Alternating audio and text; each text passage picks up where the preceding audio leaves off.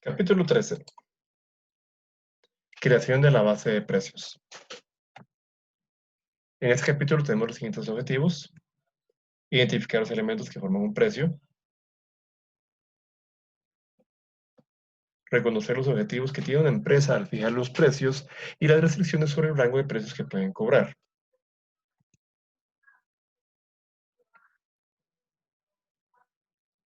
Explicar qué es una curva de la demanda y la función de los ingresos en las decisiones de fijación de precios.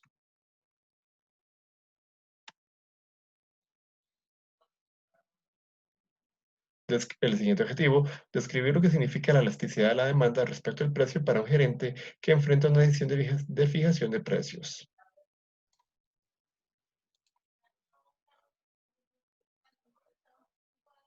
El quinto objetivo, explica la función de los costos en las decisiones de fijación de precios. Ok, comencemos con los elementos con los cuales trabajamos el tema de formar el precio. El precio es el dinero u otras consideraciones, como el trueque, que se intercambian por la propiedad o el uso de un producto o servicio. Recordemos que el dinero a la hora de llegada es una mercancía, que nos sirve como medio de intercambio con otras mercancías. Aunque el precio suele implicar dinero, la cantidad intercambiada a menudo es diferente del precio de lista o de cotización, debido a incentivos como rebajas, descuentos, bonificaciones comerciales y cargos adicionales como cobros financieros, sobrecargos y otros.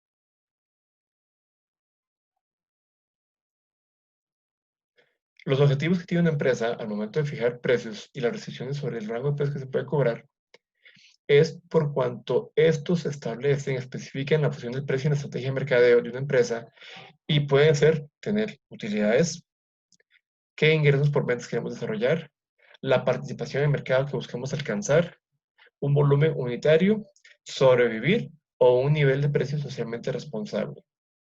Importante entender acá que es a través del precio que la empresa recibe ingresos.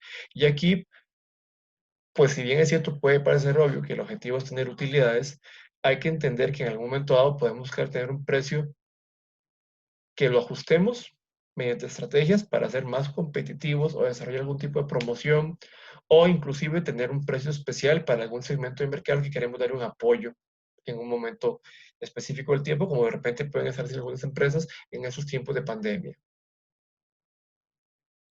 Podemos querer hacer un descuento como para ganar más porcentaje de mercado, es otro punto importante a tomar en cuenta.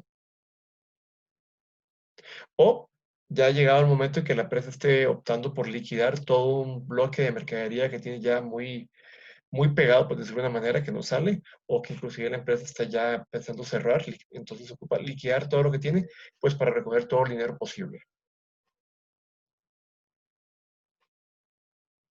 Las restricciones que limitan la flexibilidad de fijación de precios de una empresa son la demanda, que es cuánto nos está pidiendo el mercado, la novedad del producto. Yo no puedo cobrar por un modelo de celular viejo lo mismo que por un modelo de celular nuevo. ¿Qué otros productos tiene la empresa? Los costos de producción y de marketing, los costos de cambiar precios, el tipo de mercado competitivo y los precios de sustitutos competitivos. Hay que tomar en cuenta que, por ejemplo, hay productos como el café, que al momento yo de desayunar, puede ser que tenga pueden haber productos como el té, que puede ser un producto sustituto del café. O, por ejemplo, el caso del servicio de transporte, el taxi, en el caso de que tenemos los servicios de Uber y de Didi, que también son productos, servicios en este caso, que pueden cumplir la misma función del taxi, aunque yo considero que son productos distintos por sus características, pero que a la hora de llegada la gente los puede utilizar para lo mismo, transportarse. Como la gente puede utilizar el café y el té, que son distintos, pero puede utilizar lo mismo, como una bebida caliente para acompañar el desayuno o tomarse a media tarde. Aquí muy importante ver el tipo de mercado competitivo en el que estamos, desde donde hay una competencia pura, que está abierto el mercado a un montón de competidores, hasta donde hay un monopolio puro. Como podemos ver que hace unos años, en el caso de los servicios telefónicos, solamente había una empresa que proveía el servicio, en el caso de Costa Rica, que es el Instituto Costarricense de Electricidad. Cuando se abre el mercado, entran una serie de competidores No tantos tal vez como para decir que hay muchísimos, pero sí ya hay más opciones para las personas. Entonces, aquí podemos ver esta tablita, la figura 13.1, que está en el libro de texto de Kering, de marketing. Está en la página 325, y aquí nos dice que en distintas circunstancias, ya sea competencia pura, sea competencia monopólica, oligopolio o monopolio puro, podemos utilizar distintos tipos de estrategias, que puede ser desde enfocarnos en el tema de la competencia de precios o buscar el tema de diferenciación del producto o apoyarnos mucho en la publicidad. Entonces, en el caso de la competencia pura, donde tenemos muchos vendedores que siguen el precio de mercado en productos generales idénticos. Aquí, en caso de los precios, pues nada, el mercado establece el precio. Aquí la empresa no puede tener mucha eh, injerencia. En el caso de la diferenciación de producto, pues no hay mucho por dónde darle porque los productos posiblemente sean muy similares. Y en el caso de la publicidad, el propósito aquí va a ser principalmente informar a los compradores de que los productos del vendedor están disponibles. En el caso de la competencia monopólica, que es donde hay muchos vendedores que compiten en factores no relacionados con el precio, aquí el tema del precio sí puede haber unos rangos que nos permitan tener cierto margen de acción. En el caso de la diferenciación de productos, no hay tanta oferta, entonces de repente sí se puede diferenciar los productos de los competidores y la publicidad aquí sí nos puede ayudar bastante. Podemos decir que hay casos, por ejemplo, de productos en donde como no hay tantas opciones, aquí la publicidad sí me puede ejercer a mí un cierto apoyo. En el caso del oligopolio, en donde hay pocos vendedores que son mutuamente sensibles a los precios, aquí en el tema del precio, el líder en el precio o hay seguidores de los competidores. Entonces hay un líder que establece el precio de mercado y los demás le siguen. Aquí en caso de la diferenciación de producto va a depender del tipo de industria, que pueda o no tener un efecto el hecho de diferenciarse con respecto a la competencia. Y la publicidad en algo puede ayudar.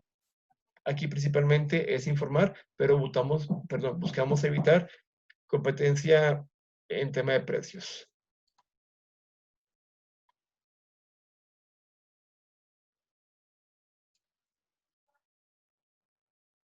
El siguiente objetivo nos dice acerca de explicar qué es una curva de la demanda y la función de los ingresos en las decisiones de la fijación de precios.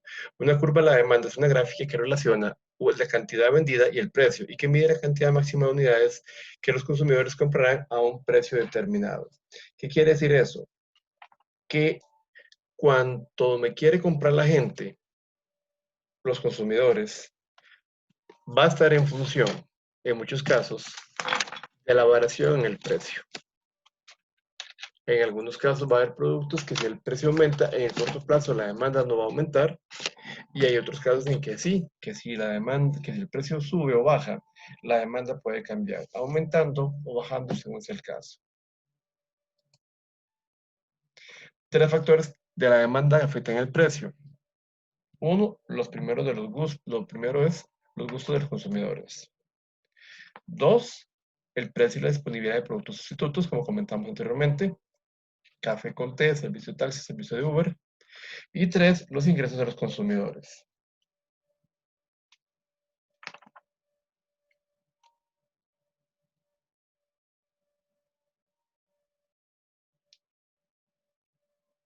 En el caso de los gustos de los consumidores, esto depende de muchos factores como la demografía, la cultura y la tecnología. Debido a que los gustos de los consumidores cambian, la investigación de los nutriólogos concluye, perdón, que algunas pizzas son más saludables porque están libres de gluten o son vegetarianas, por lo cual es probable que su demanda aumente, aunque tal vez el precio no baje. Eso puede hacer que la demanda aumente. Cuando un producto es recomendado por un grupo de expertos, por una tendencia cultural, que la gente busque consumir más de un producto, como en este caso pizzas recomendadas por nutricionistas, en este caso pizzas vegetarianas. En cuanto al precio y la disponibilidad de productos similares, sustitutos, si baja el precio de una pizza que compite con la suya, como pone un ejemplo el libro de texto de Thompson, la demanda de esta última aumentará, mientras que la suya descenderá. También otras comidas económicas también compiten con la pizza. Por ejemplo, si usted quiere algo rápido para poder estudiar, puede llamar a Domino's o a su restaurante local de comida china y ordenar que le traigan la comida a casa. Así que a medida que cae el precio de la competencia o aumenta su disponibilidad, la demanda de su pizza Red Baron disminuirá en este caso. Y por último, en cuanto a los ingresos de los consumidores, en general, a medida que aumenta el ingreso real del consumidor, tomando en cuenta la inflación, también se incrementa la demanda del producto. De modo que si usted obtiene una beca y por ello dispone de efectivo adicional para gastos discrecionales, podrá comer más pizzas, Red Baron y menos sándwich de mantequilla de cacahuate y mermelada para satisfacer su apetito. Estos factores de la demanda determinan la disposición y la capacidad de los consumidores para pagar los bienes y servicios. Suponiendo que no cambien estos factores de la demanda, si el precio de un producto disminuye o aumenta, la cantidad demandada del producto aumentará o disminuirá en ese orden. Tres formas importantes de ingresos afectan las decisiones de fijación de precios de una empresa.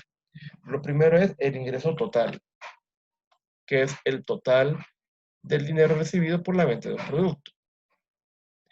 Segundo son los ingresos promedio, los cuales son la cantidad promedio de dinero recibida por vender una unidad de un producto y tan solo es el precio de la unidad. Y el último son los ingresos marginales, que son el cambio en los ingresos totales generados por producir y vender una unidad adicional.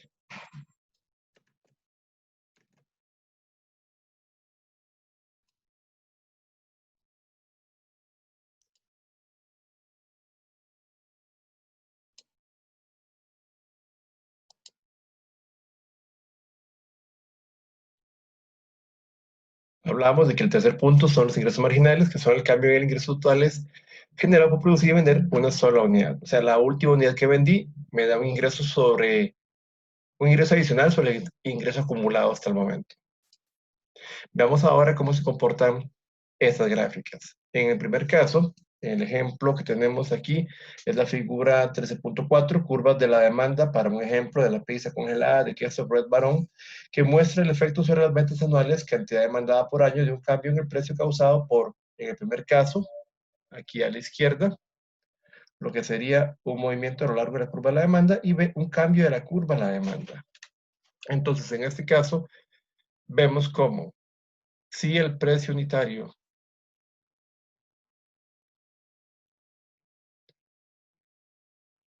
perdón, en este caso el ejemplo que yo le estoy leyendo es el del libro de texto, pero en el caso que estamos viendo aquí en la presentación es de una versión anterior del libro, en este caso era de la revista Newsweek,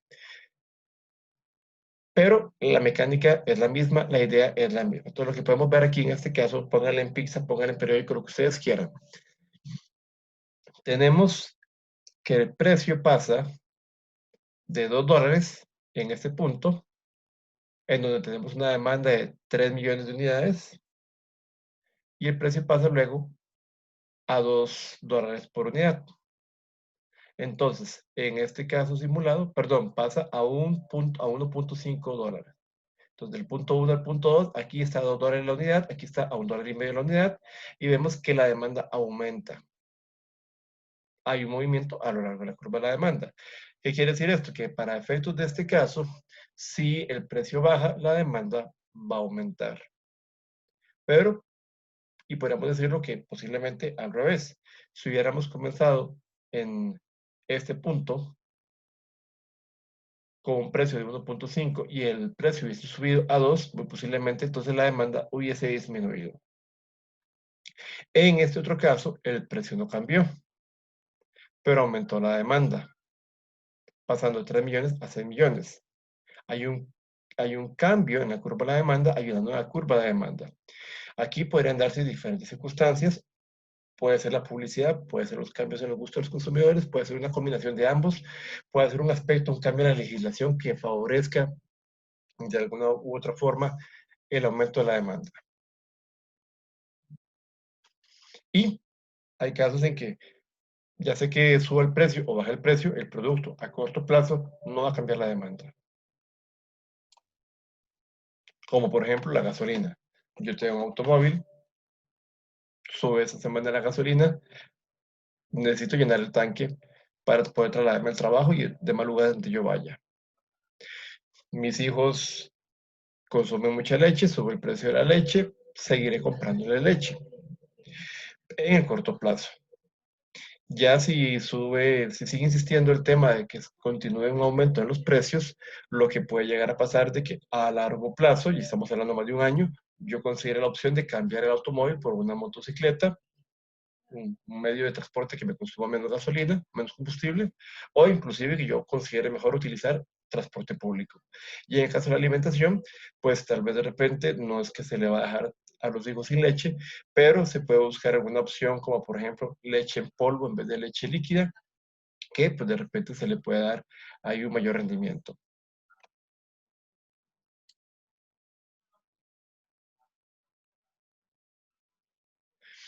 Aquí, bueno, vamos a describir lo que significa la elasticidad de la demanda respecto al precio para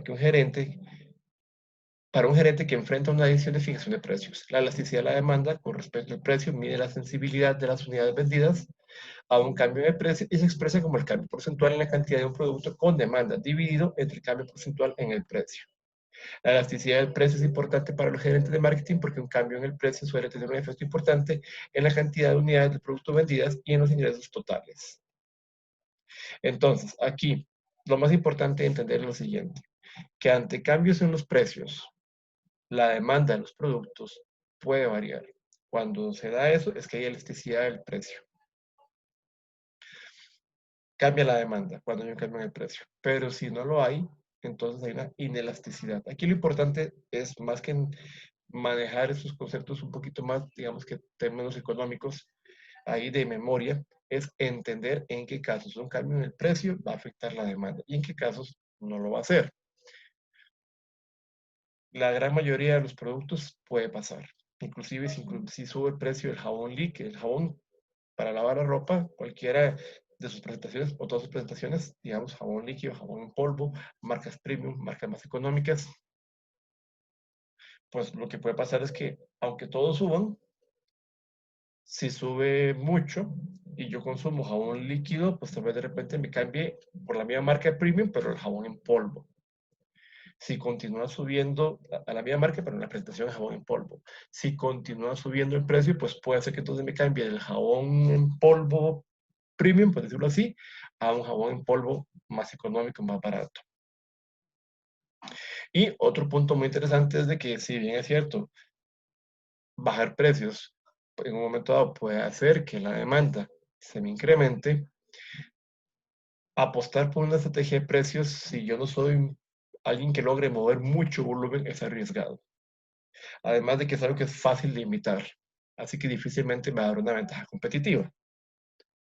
Por consiguiente, es un punto interesante el tratar de evitar la tentación de bajar precios porque sí. Se trata de cobrar lo justo, de tal manera que yo pueda asegurar una fuente de ingresos que me permitan cubrir los costos y tener una ganancia, de acuerdo a las expectativas.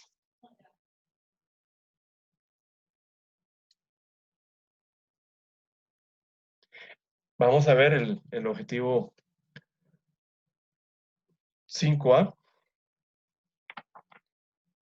que dice, vamos a explicar la función de los costos en las decisiones de precios. Podemos recordar que este objetivo 5 se llama explique la función de los costos en las decisiones de fijación de precios y describa cómo afectan el punto de equilibrio de una empresa diversas combinaciones de precio, costo fijo y costo unitario variable. Pero para efectos de la presentación vamos a dividir este objetivo en dos partes. La primera, explicar la función de los costos en las decisiones de precios y luego vamos a ver cómo afectan el punto de equilibrio de una empresa diversas combinaciones de precios, costos fijos y costos unitarios variables. Para este último objetivo les recomiendo que también vean los dos videos que les compartí sobre cómo determinar el precio y también sobre cómo determinar el punto de equilibrio. Un punto adicional al que está planteado en los videos, en el video de cómo determinar el precio, es que es importante, si yo no soy el líder de mercado, estar pendiente de cómo líder de mercado fija los precios. Porque eso me puede darme un parámetro inicial de cuánto cobrar. Y aquí estamos hablando que depende mucho del producto, depende mucho del servicio, el segmento de mercado, qué tan grande es el segmento, qué tanto puedo yo retar al jefe, bueno, perdón, al líder, en este caso la empresa mejor posicionada en el mercado. Hay una serie de variables a tomar en cuenta, pero sí, lo cierto del caso es que si yo soy proveedor de un servicio premium de primera calidad, pero hay una empresa ya muy bien posicionada pues sería complicado querer cobrar más que incluso cobrar lo mismo. Esto para efectos de un servicio. Si, si es del caso, de repente, comenzando en lo que la empresa se posiciona y logra tener un prestigio como el de líder del mercado, puede cobrar un poco menos, sería mi consejo. No tirándose al suelo, porque he visto casos donde hay gente que comienza a capacitaciones cobrando muy barato, digamos, en caso de capacitaciones, y cuando llega otra empresa y cobra un poquito más, de algo razonable, pero cobra un poquito más, pues hay gente que, consumidores potenciales, que llegan y dicen, pero ¿por qué esta empresa está cobrando más y esas otras personas cobran menos? Bueno, lo cierto del caso es que estas otras personas o empresas que ofrecen capacitaciones que cobran muy barato en un principio, necesitan mover mucho, mucho para poder tener un ingreso que les permita mantenerse. Y he visto en algunos ejemplos que rápido no están en el mercado ya. Casos que yo conozco, de repente ustedes puedan saber de otro tipo de historias, pero aquí lo importante es, por consiguiente, entender que el precio es vital para saber si sigo o no sigo. Por supuesto que tener un buen producto es básico. Si no tengo algo bueno que voy a vender, pero además de un buen producto, un buen servicio, una buena distribución, una buena promoción, el precio tiene que ser el adecuado para asegurar el flujo de ingresos que la empresa necesita. Bueno, aquí puntos importantes. Otro punto, perdón. Si yo quiero entrar a competir con alguien grande y le quiero bajar mucho los precios en cuanto a productos físicos, tengo que tener cuidado, porque si ese líder de mercado tiene mucho mayor músculo financiero que yo, puede ser que él entre en esa guerra de precios y me saque del mercado. También conozco el caso de una empresa que producía y vendía embutidos en la zona Pacífico Central de Punta Arenas. Bueno, del Pacífico Central estaba localizada en Punta Arenas. Los precios eran buenos, no aquí, esta empresa no entró a competir por precio, sino por calidad, pero un competidor muy grande del Valle Central, estamos hablando aquí en Costa Rica, bajó los precios de sus productos justo en la zona donde comercializaba esta fábrica de embutidos. Esto aunado, sumado a otros puntos de falta de control y otros temas por ahí, que no son del caso de este video, dieron al traste con ese proyecto que era muy, muy interesante. Bueno, 5 costos importantes que inciden en las decisiones de fijación de precios de una empresa son el costo total o gastos totales, que es la suma de los costos fijos y costos variables en que incurre una empresa en producir y vender un servicio. El costo fijo es la suma de los gastos de la empresa que son estables y que no cambian con la cantidad de un producto que se produce y se vende. El costo variable es la suma de los gastos de una empresa que varía en forma directa con la cantidad de un producto que se produce y vende. Tenemos el costo unitario variable, que es el costo variable expresado por unidad, y el costo marginal, que es el cambio en el costo total que se obtiene al producir y vender una unidad adicional de producto sobre el total previo ya desarrollado. Esto lo explico con más detalle en el video de terminación de punto de equilibrio, donde explico con más amplitud el tema de costos fijos, costos variables y la importancia de saber entenderlos. La segunda parte de este objetivo, como les comentaba, es este análisis de punto de equilibrio, que es el describir cómo las diversas combinaciones de precio, costo fijo y costo unitario variable afectan el punto de equilibrio de una empresa. Entonces, el análisis del punto de equilibrio es una técnica que examina la relación entre los ingresos totales y el costo total para determinar la rentabilidad en diversos niveles de producción. El punto de equilibrio es la cantidad donde los ingresos totales y el costo total son iguales. Suponiendo que el precio se mantenga igual, si aumentan los costos del producto de una empresa debido a costos fijos más altos de manufactura, publicidad, o a costos variables, mano de obra directa, materiales, entonces el punto de equilibrio será más alto. Si no cambia el costo total, un aumento en el precio reducirá el punto de equilibrio. Entonces, en esta gráfica, en la figura 13.2, podemos ver el punto de equilibrio de una tienda de marcos para fotografías que muestra el punto de equilibrio en 400 fotografías. Hasta aquí podemos ver lo que son los ingresos, la línea de aquí abajito y que luego pasa aquí arriba. Y luego aquí están los costos de producción. El punto donde hay más ingresos que costos, comienzan a haber utilidades, y el punto donde se igualan es el punto de equilibrio. Antes de eso, era pérdida.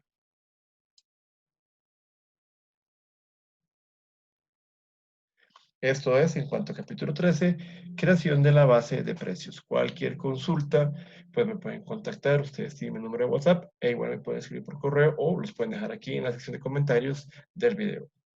Muchas gracias.